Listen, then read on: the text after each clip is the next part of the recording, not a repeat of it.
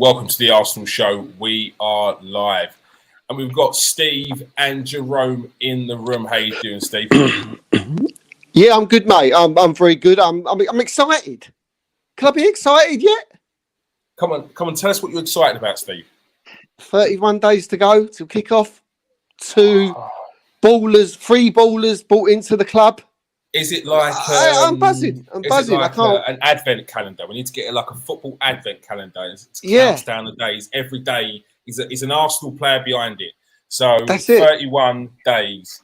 Give us come on in the comment section. Who was the best number 31 Arsenal?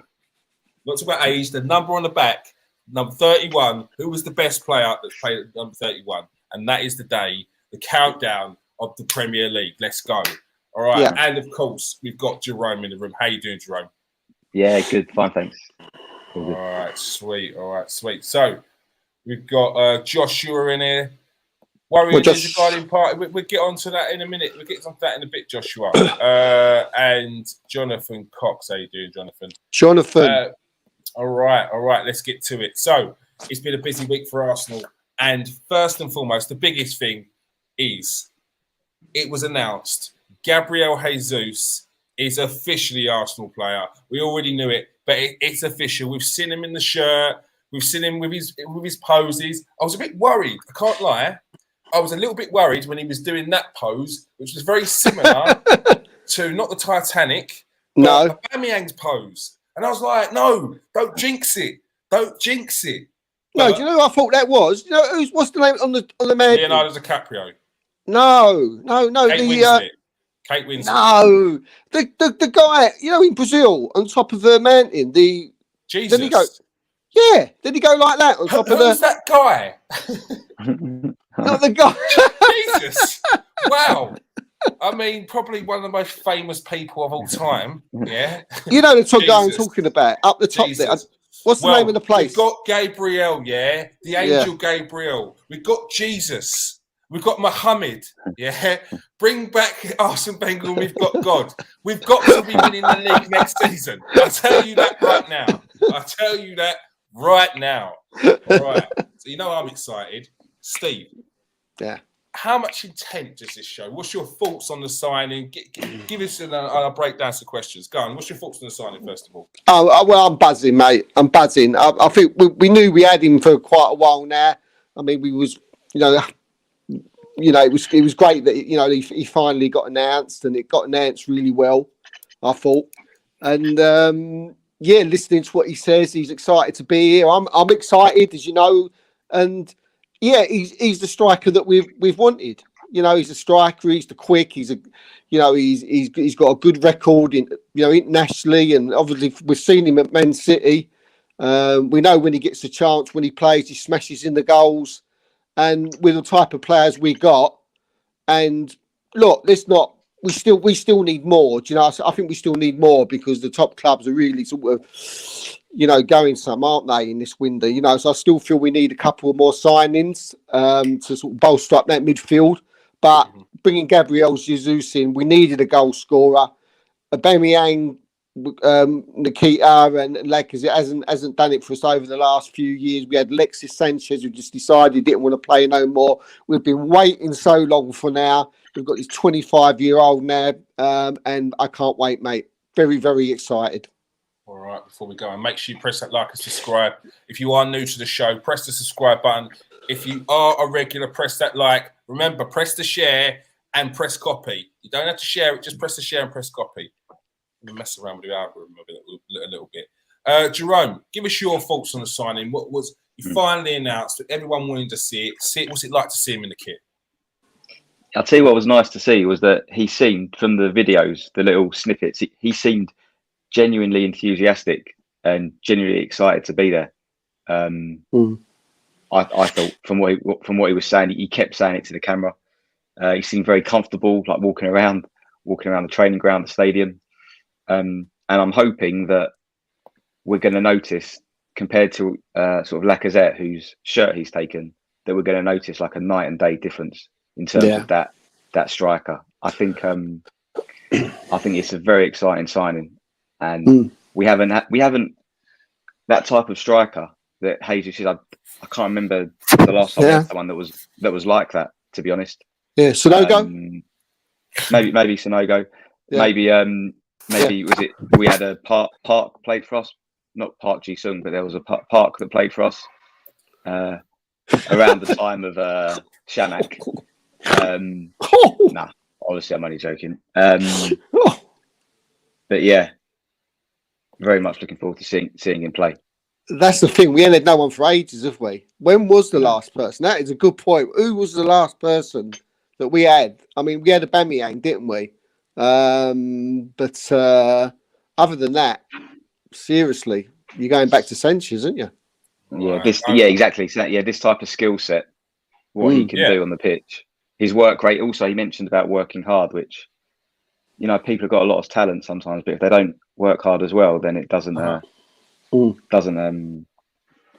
work altogether. So very excited to see him. I think his stats said that he's up there with one of the best for his pressing game, and you don't get into a Pep Guardiola side if you're not going to be a cog in the wheel, because he just won't play you. Like you've seen that he tried. Well, when he got there, Sergio Aguero was one of the top goal scorers in the league, back to back every season he was playing, and he dropped him because he didn't suit his style. He didn't fit into his way of playing. But then Sergio Aguero played his way back in, and he was undroppable in the end, to the detriment of Gabriel Jesus as well at points. Owen says, I feel that it's Jesus, isn't it? We need to make sure we say Jesus, not Jesus. Right. I feel that Jesus is going to prove to everyone the player that he can become. I feel like he's going to only get better at Arsenal. Arteta knows what he's doing. He does. And going on what Jerome said, the pictures of him meeting up with Arteta, the pictures and the videos of him meeting up with Edu, like there's a bond already. It's like he knew, he knew for a long time this was the only place he wanted to go. And like he said, he's excited about the project. It's really good. I think we got to give Arteta a lot of credit for this one, because I don't think he would be signing if Arteta wasn't here. No, that's my personal opinion. And let's face it, he probably could have had the pick of any club he wanted, really. For that type of transfer fee, for a striker like that, he probably could have gone anywhere. He's not even going to play in the Champions League next year, so it's an amazing signing, really. When you think about all the aspects together, it's fantastic. Steve, how big a sign is this for Arsenal? Massive, absolutely massive. He's the cog. He's that cog that we've needed to fit in our clock, if you like. The piece that's been missing for so long. We've spoken about now for months last season, where we was all saying, "Oh, isn't it great?" But we just don't have a goal scorer. We don't have someone who every single game when we play bad, can put that ball in the back of the net. Now we've got that guy, and yes, like I've already said, we need more, but it's a massive, massive signing. And again, I agree with Jerome. If it wasn't for Arteta, this, I don't think he would have come. Look, there's other things there. He's going to get a start at Arsenal. We all know that. He's got a lot of friends at Arsenal. We know that. He's got Gabriel there, and he's got Martinelli there. We've got the three Gabbys, haven't we? Gabby, and Gabby.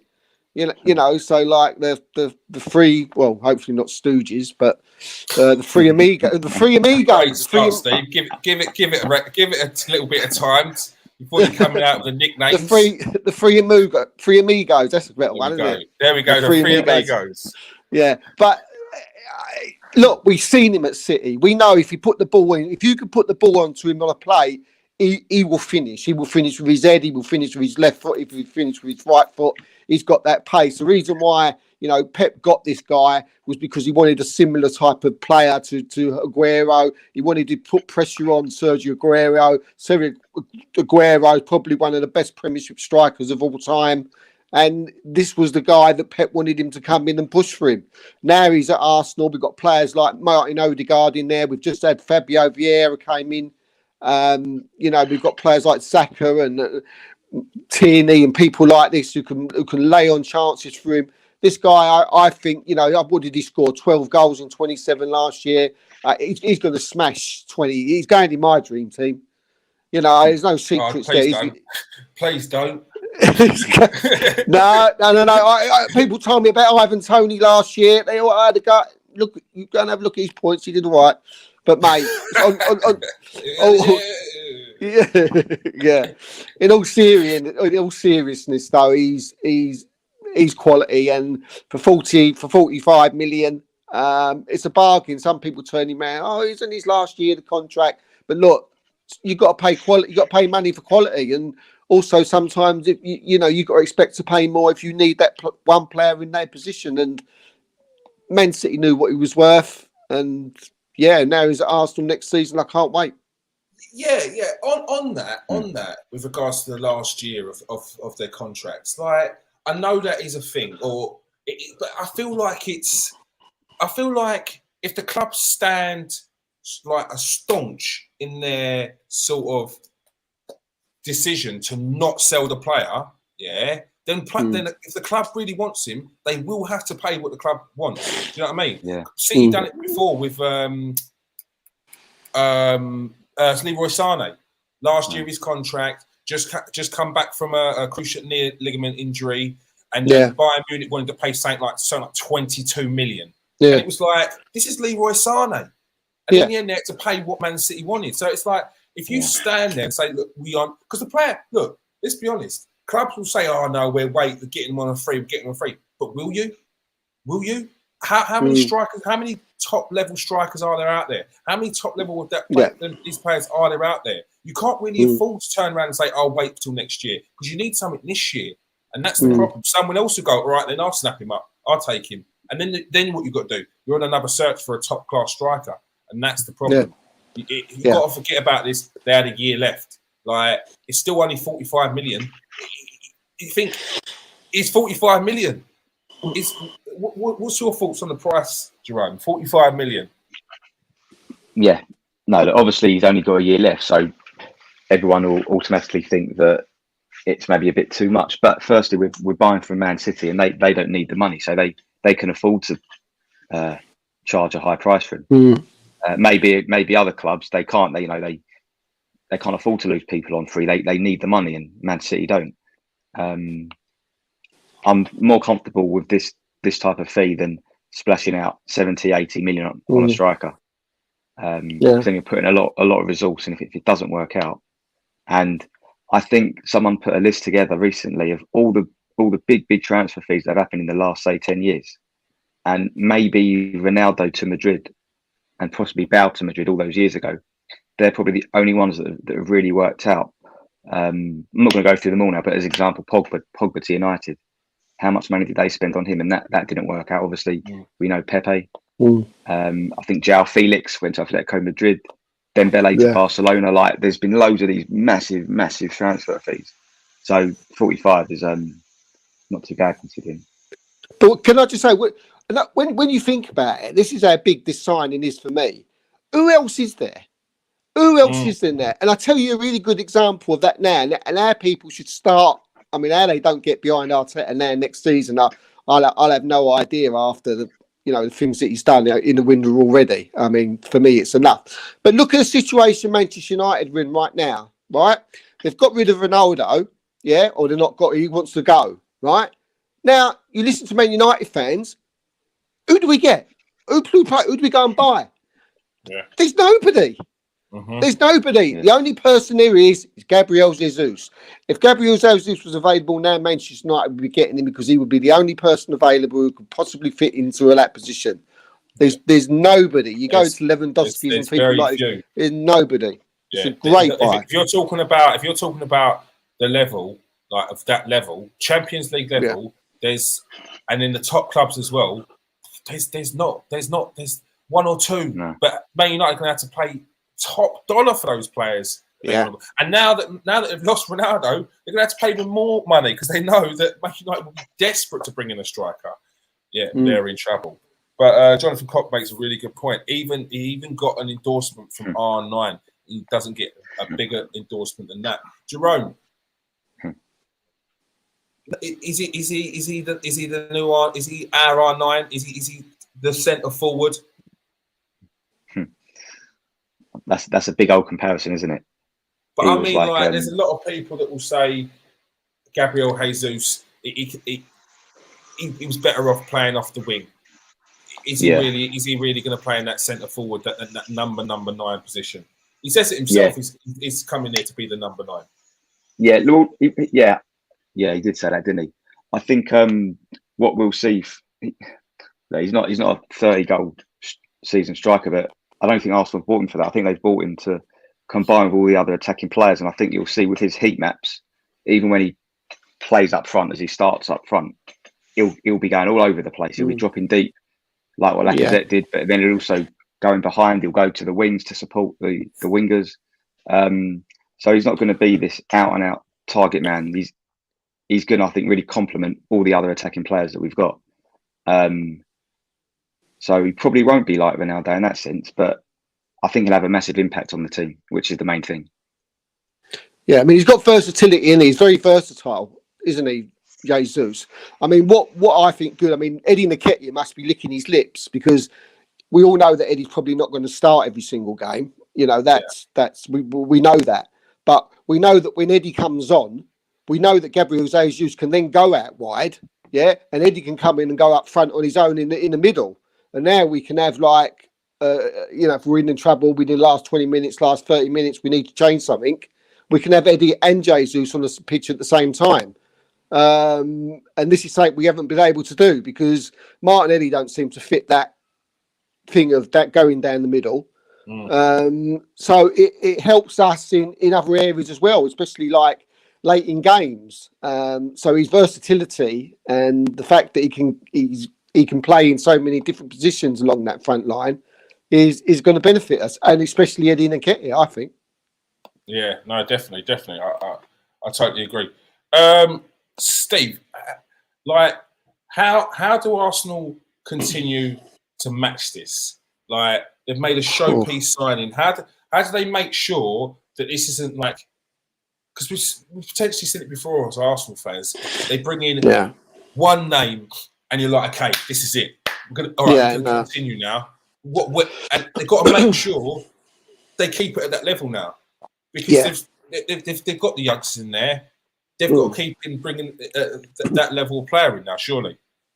Definitely, mate. And from what I'm hearing there, they're not stopping there. They're working hard behind the scenes to bring in other players. But you're right. They don't have to go in and bring out this statement player, this superstar like Gabriel Jesus is, Brazilian international, who's going to hopefully knock us in 30 goals next season. What Arsenal have got to try and do now, they've got to try and look at the areas that we need strengthening. But at the same time, not getting in the young kid, or we need someone who's there, been it, done it, and got the T-shirt. Not necessarily another 45 million or a 50 million pound player. Not anything like that. I mean, we're looking at a couple of players that Arsenal have already been linked to at the moment. We're looking at Youri Tielemans, who, if we get him, he'd be around about 25, 30 million the most. Be a fantastic signing. I know they're Arsenal working hard on that. We're still right up there. It's very, very serious with, Martinez. These are the type of the signings, probably not blockbuster signings, if you like, but signings that Arsenal need. And if you can add that to the little, the sort of, the players of the ability of what, the silky skills, if you like, of Fabio Vieira and Gabriel Jesus, then fantastic. But you're right, we can't stop there because we all know, as much as we love Thomas Partey, Granit Xhaka, we do need something else in that middle there, and we do need some cover for them. So, no, we can't stop. We need to carry on, and we are carrying on. But it's very important now that we're getting the right player on especially on those two players I just mentioned. Yeah, no, we'll get onto Youri Tielemans now. As you said, Steve, Arsenal. It was reported a long while ago that Arsenal hadn't called their interest into Youri Tielemans. I think maybe a little bit of sort of people were trying to use a bit of logic there and throwing out a headline which didn't need to be said. and it's quite clear that Arsenal are and have always been in for Youri Tielemans, and it wasn't really called. It was just when maybe an opportunity had come up with the Rafinha one. So it was like, okay, we actually do need to just jump on this right now. Yeah. And there's nothing wrong with that. So let's get everyone up to scratch on the Youri Tielemans deal so far, or where Arsenal are at, and then had a little discussion. Well, I put out a tweet the other day on the page.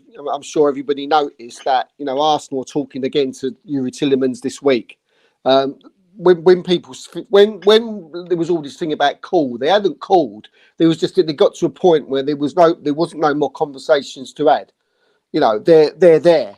Arsenal are there. Arsenal are very close now to bringing Youri Tielemans in. And I haven't heard about if they've already had talks this week, but I know that there is talks this week, and I know now they're going to be pushing forward. You're absolutely right. Rafinha was the one that needed the most work. Tielemans is everything's done. They've been talking to Youri Tielemans now for a year. For a year. Arteta's been, working on this, and Edo's been working on this for 1 year now. And there's nothing else to do. So you're right what you said. They came away. It works for Rafinha. They tried to get him. They haven't got him. And now they're back on Tielemans, and I think this is the most likeliest one next to happen, probably more than Martinez, because we know Manchester United are doing their utmost to try and get Martinez. But again, we can talk about that later. But Tielemans, all I can say to people now, there's talks this week. That's 100%. There's talks this week. I tweeted it out there, and for me, he will be the next Arsenal signing. All the talking's done, and unless Youri Tielemans at the last minute decides that he wants to stay at Leicester, which we've already been told by very big transfer experts, David Ornstein, that he does not want to sign a new contract, and he will not be signing a new contract. Then look out for Youri Tielemans, because he's someone we need. We need a number 8, and we need someone to protect. We've got Granit Xhaka, we've got Thomas Partey, but we all know that as much as we love those two players, we do need a bit more, and especially when they get injured. So, just keep your eye out for it. All right, Jerome. Youri Tielemans, a player that you'd like to bring at Arsenal, could add a decent level of quality to that midfield. Yeah, absolutely. I think he's the right type of central midfielder that Arteta likes in terms of his sort of ball playing ability. I think he'll bring a lot in terms of creativity from the centre midfield, which maybe isn't something that we've had too much of, especially not from deep positions. Obviously, we've got Odegaard, who plays quite high up, who can slide those balls through. But I think from deep, we need someone else, and I think that's where Tielemans can come in. And like you mentioned, the transfer fee, I think that's just a bonus, really. I think you go for the player that you want, and if they happen to have a reduced fee because they're on a final year of their contract, then that's a bonus. Yeah. And obviously, they're in a different position to Man City. Maybe Leicester could do with the money more than City, so you can get him for, like you said, 25 to 30 million. And obviously, he plays in the Belgian national team, and their midfield's not too bad, is it? So, definitely. I think we do need to beef up our midfield a bit. So, yeah, we'd really like to see that one happen.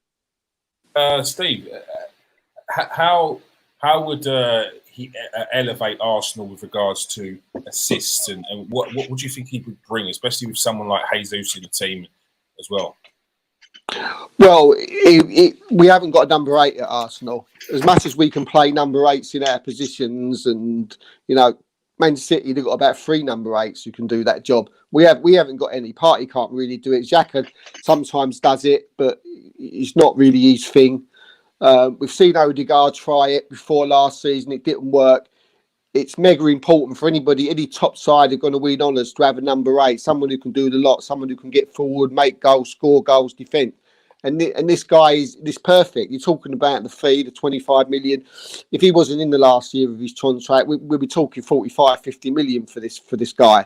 A lot of people have said to me about why don't nobody want him? People don't want him. No one else is going for him. Well, everybody else has got a number 8 and in that position in the top 6. It's Arsenal. He's the position that we needed. Chelsea have got one. Man United have got theirs. They've got their targets. Liverpool have. But what he can bring to Arsenal, he can just bring so much. We haven't got that mobility in the middle of the park. Partey and Xhaka, it's not really their thing. For him to come in to give Arsenal that extra mobility, that extra quickness, that extra bit of vision that probably maybe Partey and Xhaka hasn't got. They've got other things to their games. I think this is another guy who, if you're bringing him in next to someone like Gabriel or Jesus, it's exciting. It's very, very exciting. I can see why Arteta's bringing him in, because you look at what he did at Man City and what he was there, and I've said it many a time. He seems to be morphing us into that type of player. You bring Tielemans in. The only thing I think it's awkward. Does he? What do we do about the two midfielders and the one that are our defenders strong enough? Is that why we're bringing Martinez in? Does he feel that maybe White or Gabriel ain't there yet? Maybe he wants to bring that in to tighten it up. Maybe if you brought Martinez in, might be playing Odegaard, Tielemans, and Xhaka or Partey with a Martinez or a White or Gabriel, because Martinez can play both, even though it's the left. Mm-hmm. So having Tielemans there can give you so many different options to Arsenal. I think, and Arteta's been chasing him for a year, so I think that tells you how important he is to get in. Yeah, and Jonathan makes a good point. He says he brings assists and thunderbolt goals. And another player that we just signed with Fabio Vieira, Aaron, who was on the other day, he spoke about his ability to score long-range goals. Is that something you think that Arsenal need to add to their game, Jerome? Yeah, absolutely. We haven't, we've relied so much on the wingers for our goals. Our centre midfielders don't really score at all. Maybe one or two a season. So if we're going to challenge the top four, then we definitely need more goals from centre midfield, and so it's massively important that someone can bring that. And I think with Tielemans as a central midfielder, I think he's got a bit more maybe unpredictability about him, whereas he can beat the midfield with his first touch and take it past someone, or he can spray a long pass, or he can just keep the ball short. He can do a lot of things, Tielemans. He's got a lot of strings to his bow, and hopefully goals and assists would be superb. There's nothing more I want to see, Kieran, than Arsenal play like the Man City way, where you play just with the one defensive midfield player. But I don't know. Do you think we can do that with Gabriel and White? If Martinez there at this moment in time, you can see what he's doing. Tielemans, Odegaard, Vieira. You can see the type of player he's coming in, and it doesn't. Martinez, Arsenal being strongly linked with Martinez and wanting him badly, I can tell you. Yeah, and the thing is, that's it, mate. Yeah, you just you can tell, can't you? Yeah, no. But what I was going to say is also when the Man United rumours came out that they were after him, the other rumours that started to come out about Arsenal players weren't really like Arsenal going in for another replacement left back or another replacement defender. It was the other names they were throwing about were all defensive midfielders. So it feels like Martinez is that guy who they want. Yes, he's a utility player. He can play left back. He can cover as a centre back. Because you've got to remember, it's a 5'10" centre back. That ain't working in the Premier League. Yeah, you could do that for a game, but you'll get found out after 2 or 3. Like you can't do it. It's very rarely you got a Mascherano who could go in at Barcelona and be their centre back for 4 seasons and never get done for a header. Like it don't happen. So I don't see Martinez coming as that position. I see him coming as a cover for the left back and centre back, and probably more as competition for that central midfield role in a DM, like as a specialist DM, because I think that's what you need. Like you need a player who can be in there, like what Torreira does, but Torreira can only play that one position, so he can't cover anywhere else. So he doesn't have enough games in him, so he's never going to be happy. So it's very interesting that Arsenal going so badly for Martinez. And Manchester United seem to have the same problem, don't they, with the backs? And it's strange that they are after exactly the same player. Mm-hmm. So it's like you can see a pattern here. No, definitely. They've just signed a left back, haven't they? United today. Yes. From Holland. Yes. Terrell Marcia.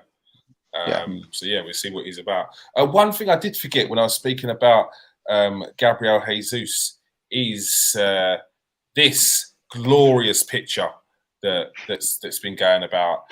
Gabby. How important can this Brazilian connection be?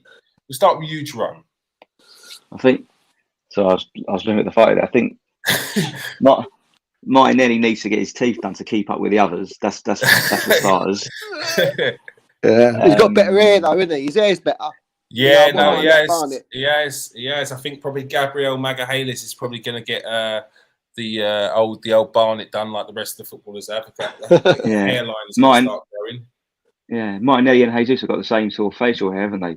The old little moustache and goatee combination. Yeah.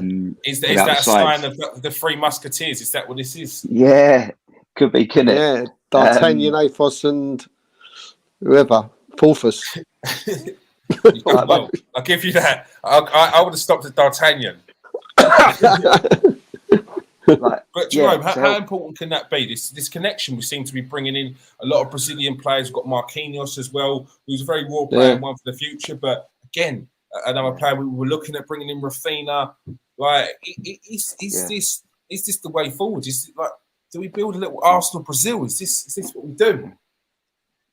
Yeah, it wouldn't be bad. I mean, what it definitely helps with is the settling in period. Like, in terms of getting to know his teammates, like straight away he's gone in there and he knows people. And he knows people that are like first team starters. You know, these are players that play every week basically. So that's going to help. But like I said, the videos of him walking around, he just seemed so comfortable there. He was going up to everyone, the chef saying hello. It's I hope that he will be able to hit the ground running. And what's exciting is seeing the link-up play, obviously, especially with Martinelli. Obviously, Gabriel's a centre-back, but seeing Martinelli and Jesus combining. And I know he's not Brazilian, but with Odegaard as well, like, these are the things that we haven't seen before. Yeah. You mean Ogardinho? Gabriel Odegaard, yeah.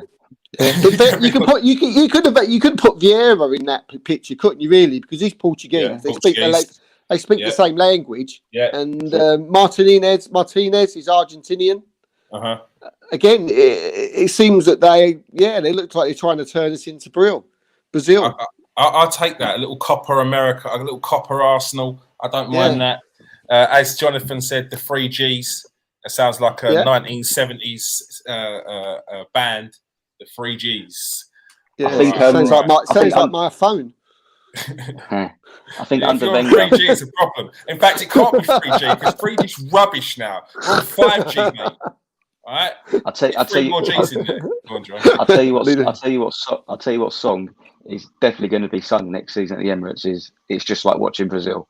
That will definitely get sung. Yeah, 100%. After a goal from Martinelli or Jesus, or just if we've played a good bit of football, that's going to get sung. Sure. Yeah. Oh, Gabby! And it'd be great if Marquinhos, because we're not again, he's another Brazilian. You know, if he can. Yeah. I don't know if you've done a profile on him. I think you did, Jerome. I think you did a player profile on him. I mean, if he can, compete with Xhaka. And be able to sort of give him a rest and bring him on to have like all these South Americans and Brazilians on the pitch. I mean, it's exciting, isn't it? It is exciting. All right. It's that time. I know everyone's been chomping at the bit to get this. Steve, give us an update on transfers. Let's start off with this man. We've just been speaking about him, Lisandro Martinez of Ajax. It's been a tug of war recently between us and Arsenal and Manchester United. It seems like Erik ten Hag could have that added advantage of working with him previously, but then news came out that he has not made a decision. He cut his holiday short to focus because he's so geared up to move to the Premier League. But what's the latest, Steve? Well, you've already said there, it's, he wants to come to Premier League. He's told Ajax he wants to come to the Premier League. He will be leaving, and it's going to be Arsenal or Manchester United. Now, from what I've been told over the last few days is that the price isn't a problem. I've been told now that Arsenal have matched whatever Man United will do. I've also been 45 million, was it? 50 million euro. Yeah, Okay. yeah. So Arsenal have matched him. Personal terms are not a problem with either club. What I have been told, but ever since Manchester United have had these problems over the last couple of days, Martinez is now starting to think, that maybe the project at Manchester United is not as good as the one at Arsenal. Ronaldo, wanting to leave. Yeah, might have a big impact. That is a massive impact. And now Manchester United are going to have to be looking at a striker, getting in a striker in. So now that is their priority. And that's where a lot of their money would want to be going, because it looks like they may have to put a lot of money into it. But Martinez, Arsenal, I know from the biggest of all people, Arsenal are massively want Martinez as priority. They want him. It's just a matter of now the player's decision. He's quite happy to come to Arsenal. No problem at all coming to Arsenal. He's got the South American connection there, we've already taken about, and everything's sort of done for us. That it's just a matter of decision. He's got to choose between Arsenal and Manchester United. But at the moment, I've been told that, well, we know that Arsenal went out and have had a chat with them this week. We was told Arsenal obviously must have asked Ajax, is it worth us having this second chat?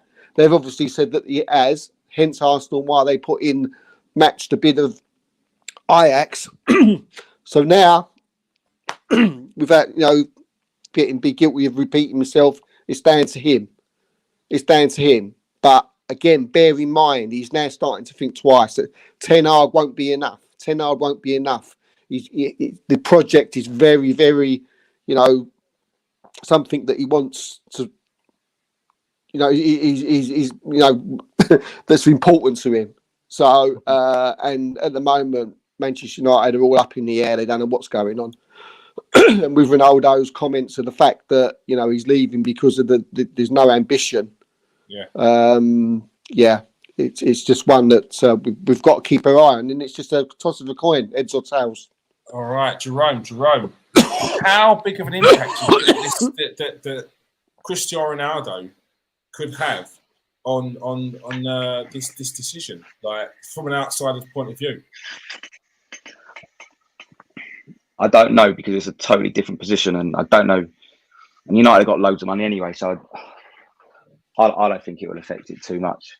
I think the signing they've just brought in might affect it more, because he's a left back, unless they want to play this guy at centre back. But as we've said, he's too small, I think, for centre back in the Premier League. So no, I don't think this. I think the Ronaldo thing will affect this thing at all. It's completely different areas of the pitch, so I can't see it affecting it. And Fred and McTominay are going nowhere. They're not being sold. I can tell you that now. I've had that from a very good source that Fred and McTominay are not being sold. So even if you think of him as going to be a mid, Van der Beek, and they want Frankie de Jong. Yeah, and they've also told James Garner that they want him to be part of the squad next season. He'll get games. I don't know where he's going to fit this guy in. Yeah. It's a good point. That's a good point. All right. We're not saying that he's joining Arsenal, people, but we're just breaking down the story for you. Where do you see Martinez fitting in at Arsenal? We'll start with you, Jerome. Where would be the best position, do you reckon? For me, for what I've seen, is he would play at left back. I know they say he can play in midfield, but I should have really looked it up. But I don't think a lot of his games have come from centre midfield, although he can play there. It's a bit like saying, or like maybe Cedric can do a job at left back, maybe, but you wouldn't want to play him there like all the time. So for me, all of his games last season, I think he played every single game at centre back. Yeah. Well, he ain't. I don't think he's going to be dropping Gabriel for him. No. As I say, even though I haven't seen too much of him, but like I said earlier, 5'10" is very short for a centre back, and especially at Arsenal, where we've had a few short centre backs over the years, and they don't. It's not ideal, to be honest. Does he see faults in White and Gabriel? Does he see a fault in him? Does he feel that Martinez might be able to come in? What about the free? Like, there's options in the free. That's get Saliba, Ben White both play right centre back in a free as well.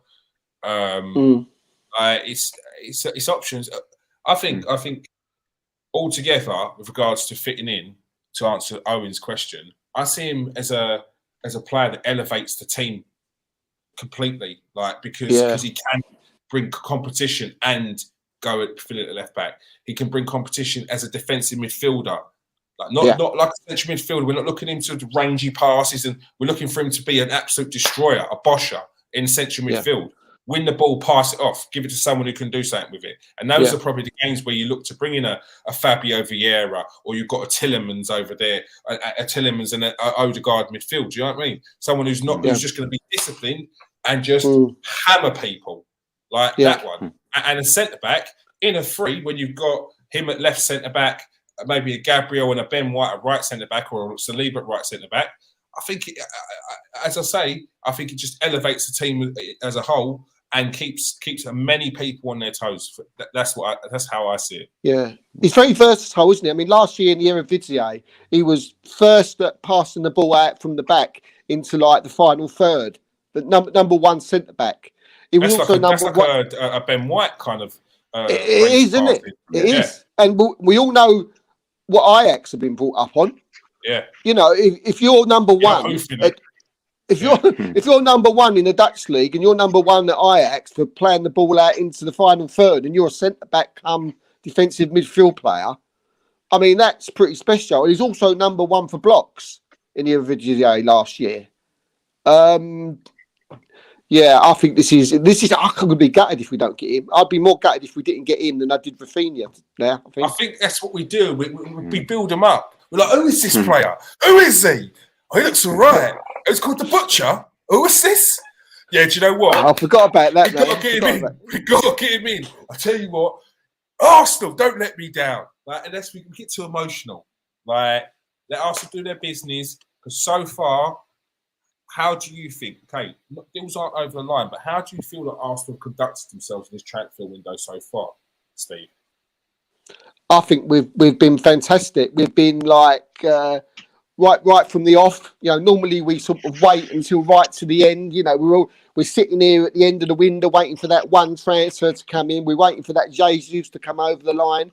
But straight from the even before the window started, Arteta and Edu have been on it from the off. We know they've been interested in many players. We knew very early on that we wanted Gabriel Jesus. They've gone out there. They've got him. There was other clubs that wanted him at some point. There was 3 other clubs who was trying to hijack the deal, but no. Fair enough. Okay, Arteta would have played a big part, but you still got to convince the player to come. You got to convince the player of the project, and I'm sure that's what they've done. We've gone in and bought Marquinhos in early. We've gone in and bought Vieira early, and hopefully by the time that we kick the season off, we've got another 2 people in. And if we can do that, I'll be absolutely ecstatic. But we still do need those 2 players. I still think we need 2 more, and then it'd be the perfect. Be a 15 out of 10 window even before the window ends. And I know people keep saying, "Oh, there's 8 weeks left to go. There's 8 weeks left in the window," but there's not really, because for me there's 4 weeks left. Because you need your players in before the start of the season. You don't want really players to come in the middle. But I think they've done a fantastic job, absolutely outstanding. Because I think it just shows as well that in the past we haven't when Kroenke's gone out there and backed him, when he's gone out there and given the money, Arteta and Edu have gone and do the job. If they don't give him the money, then the first people that you hear people say, Arteta, Edu, useless, can't do nothing, can't get no players.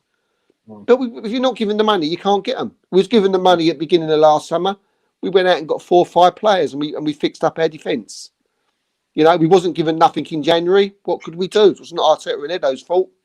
We've been given money in there. They're going to go and do the job. So I think it's time Arsenal fans started to put a bit of a, a bit of a thumbs up and some credit to Arteta and Edo.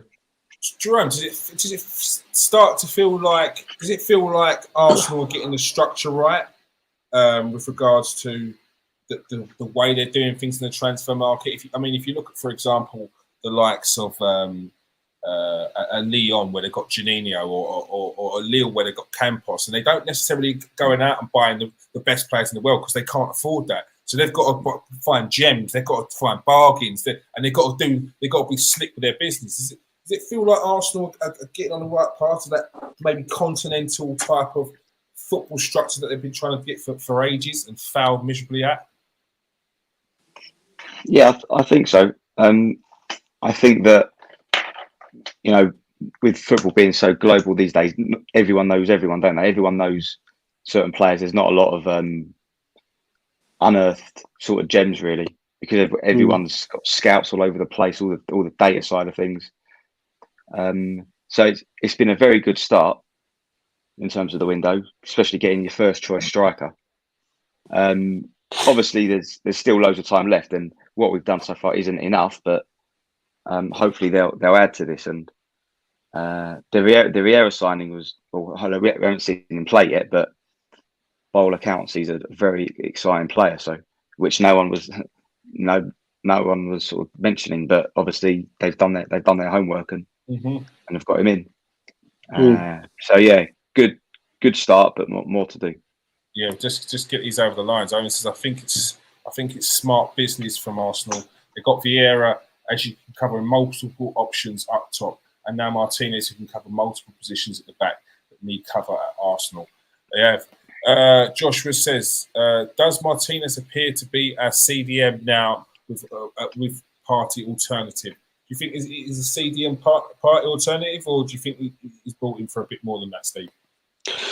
I think he's a lot more than that.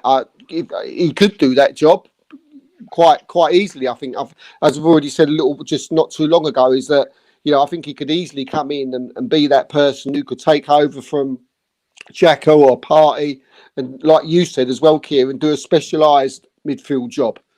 He can certainly do that, but he's got a lot more to his game. You think of the left back. You look at Tavares. He doesn't look like he's ready yet. And Kieran Tierney's very, it's just worrying about Kieran Tierney. You need someone. We've said it for a long while now, and who knows? He could come in and take over that left back position. And hopefully, just Kieran Tierney's the type of player who will sort of get better and fight for his place, which I think he will. But he's a lot more than that. He's very, very versatile, can play in many positions. But for sure, he could easily come in and take Partey's place, and that's what we want, don't we? We want we want players to be able to make either some of the players there already better, and if they're injured, that they come in and perform better than the ones that they took over from. That's what we want. We're Arsenal fans. We shouldn't have any favourites and who we like the best. We just want someone to come in and do the job the best. More transfers, Steve. More links. Who else has been out there recently that Arsenal have been linked with?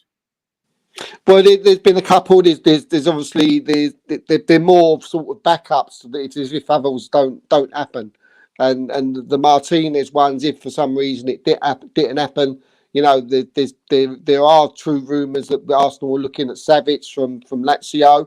That is true, but again, it's an option more than something that they're heavily looking into at the minute. But it certainly is an option that Arsenal are looking at. There's the guy from Benfica, Grimaldi. They've already had talks with him, and this I think, look, players like that, again, it shows a fantastic job of what Arsenal are doing. If things don't happen, they're looking at covers in areas. I'm talking to people who will know this information, who are telling me that, this is what they're doing. They're looking at Martinez. He's their priority. He's their main man. But They're having talks on the side with Lazio about Savic. They're having talks with Benfica about Grimando. You know, these things are going on, and it's great. It's great to hear. They're not first option. They're not advanced. But these are things that, you know, that are true rumours and need to be kept an eye on. All right. Jerome, if Arsenal were to just bring in a Youri Tielemans and say a Martinez, do you think they would need to bring in anything else, or would it just, you think that would be a top window? Yeah, I think that'd be a very good window. I'd like to see someone else that could play on the right instead of Saka. Yeah. Which I know is a very hard signing, because they're probably going to play second fiddle to Saka. So it's not the same, but it's a bit like when you're trying to sign a backup for like Harry Kane sort of thing. Like, you know that Kane's going to play most of the minutes. I mean, but Tottenham did just buy Richarlison. Yeah. So yeah, I think he can play multiple positions. But they also have brought in Kulusevski as well, which you'd say is the three covered up the top. So Richarlison's got to come in knowing that he's got to either push one of them out or slot in another position. Yeah, a player that this is just me talking, but someone that I think would be maybe quite a good signing, that could play on the left or the right, is Sarr of Watford. Obviously, they've just gone down. I think he because he wouldn't cost that much money, and he's a very good player. He's definitely a threat going forward with his pace. If Saka's going to play, say 28, 29 games, and he plays 10, 11 plus the cups, then because I don't know otherwise it's hard. In an ideal world, I'd be picking Dembele for me. I know he gets a lot of stick, and I know a lot of people say, "Oh, we don't want him. He comes with trouble." But for me, for a free, I would have tried to got from him. But it didn't seem like really went for him, and maybe that was because of the wages, and maybe he would have wanted to start every week anyway. But I think he would have been a good signing. You could even play Dybala out there again, another one who's on a free. You know, he plays out wide sometimes on that right hand side. He's better as a second striker.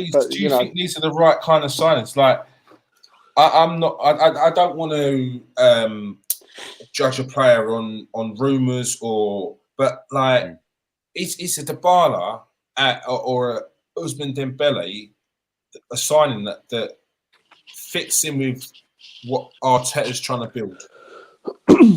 No, I see what you're saying. I do see what you're saying. Yeah. And I'm not saying that they've got bad attitudes. I'm saying that they would want to come in, be number one, top earners, and if anything goes, and again, I don't see that because those players have been at the top of their game. I don't see them being forgiven for other people's shortcomings. Yeah. I'm not digging them out. I'm saying they've played with players that have always been the best, bar when Dembele was or when Dybala was at Palermo, or when Dembele was at before he was at Dortmund. Like, do you know what I'm saying? Yeah. I do. They sort of think they're Billy Big Balls, don't they? Them two, you know what I mean? As you are, basically. They want to come in and they think they'd own the club, or as soon as they walk through the door, which I get that. And you know, there's Anthony. You know, it probably would have been a good signing. He probably would have loved. But again, the money's. I think that's more.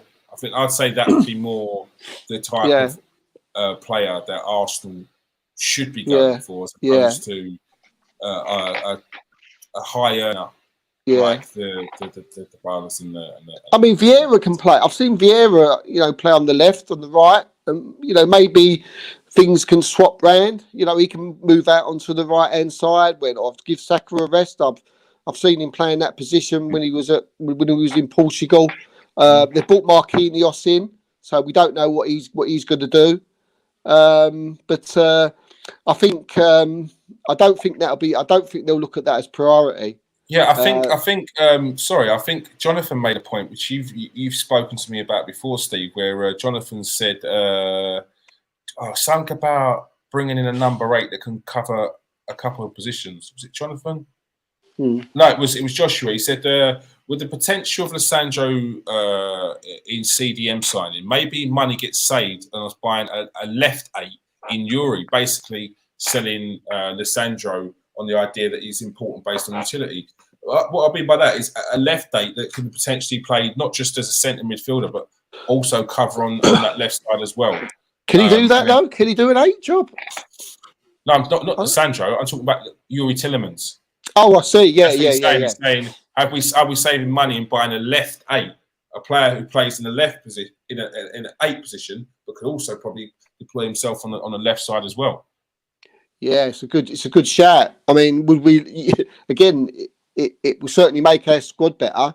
I mean, are you talking about sort of having a Youri Tielemans up there with, say, who can do Vieira? Look, you've got a left 8 and you've got a Vieira or an Odegaard. Yeah. And then you've got a Martinez, and then you've got a Tielemans who can do the defensive job. So you're getting like a 2 defensive midfielders come in one, aren't you? Well, you've got an 8 there, and Martinez is playing. Yeah, I mean, what that means for Xhaka and Partey, I don't know. It means that if we're playing those sorts of games and those sorts of tactics, it means that we're up there. We're doing something right. Yeah, there's options. There's a lot of options which I really like. Yeah. But Jerome, if you like your midfield next season with everything we got, with all the players we linked to, what would you be your midfield? God. Well, depending on a lot of things. Come back to him next week. So we've got Tielemans. We've got Tielemans is at the club. Martinez is at the club, and with Vieira's already there, and we've already got Xhaka and Partey. Who's your midfield? Who's your starting midfield? Yeah, depending on what happens with certain things, I'd have Partey at the base of midfield with Tielemans and Odegaard just ahead. Right. Yeah. That does sound very, very good. What Gabriel Jesus in front, Saka on the right. Yeah. Martinelli or Smith Rowe. Yeah, Martinelli or Smith Rowe. One of those. Yeah. Martinelli or Smith Rowe. And what a bench. Yeah, I don't. Right. You play Martinelli and Smith Rowe a bit? See, I don't know. You know. We've had this conversation the other week. I still don't think he thinks they're ready.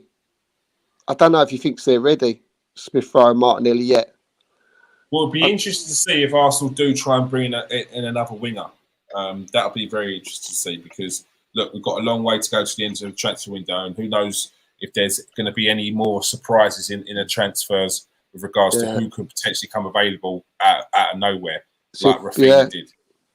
But again, Vieira is very versatile, isn't he? He can play out on the left. He can, but yes, I think what Vieira's been brought in for. I think Vieira has been brought in as the number 10. You know, the position that Lacazette was trying to play last season. I think Vieira's been brought in as that because Odegaard wasn't quite that. Like he drifts out a bit, he drifts to the right a bit. He's not.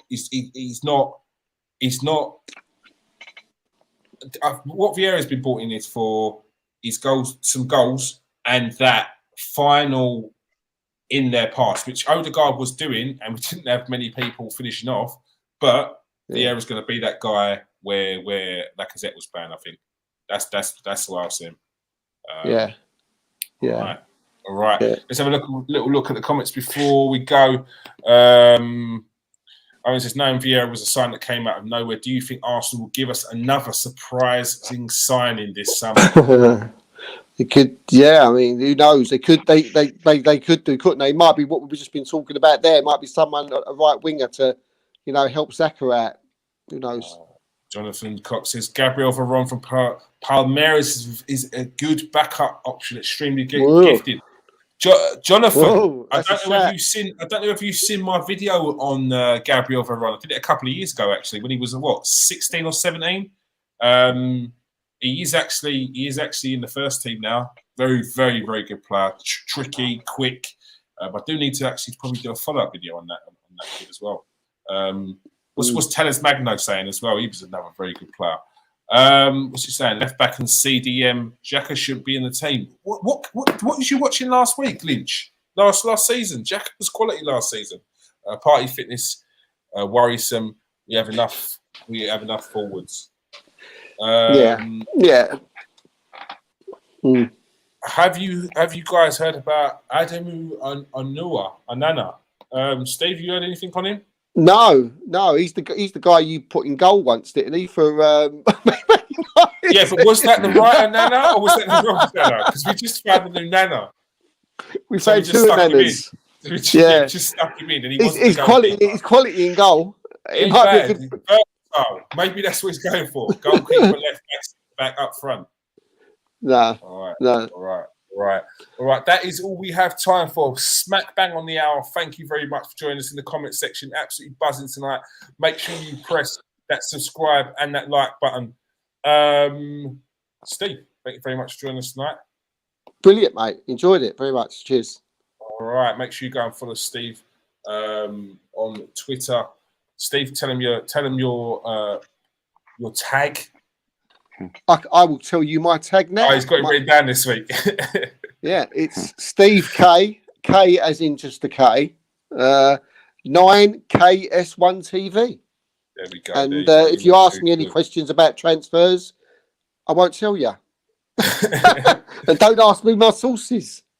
Yeah. Don't ask me my sources. Don't ask the sources. I love that one. I don't know if anyone saw it, but where the tweet went out about was it Calvin Phillips is Man City want Calvin Phillips, and then someone put sauce, and then underneath someone was like ketchup. Like they thought they were well funny, and then it came out that Man City were Arsenal after Calvin Phillips.